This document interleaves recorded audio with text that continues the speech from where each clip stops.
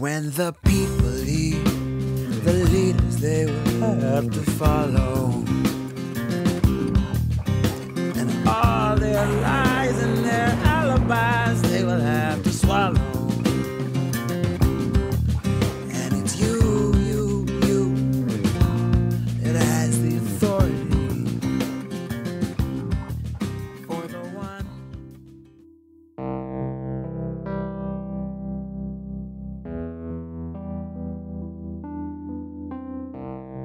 Thousands of buildings have been abandoned or burned. That's 16% of the housing stock.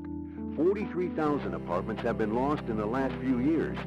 Unemployment stands at 20% for adults, more than 30% for teenagers. So I grew up in an era where the South Bronx was the epitome of urban blight. I mean, really, I remember so clearly watching so many buildings burn, around me. It was almost an everyday occurrence for a really long time. Economic forces when I was a kid made it easier for landlords to commit arson against their own buildings and collect insurance money.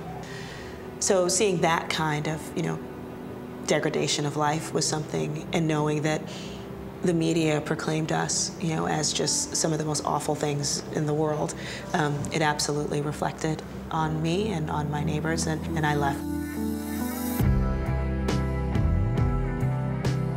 When I was starting grad school and was broke, and I needed a place to stay, which was my parents' home.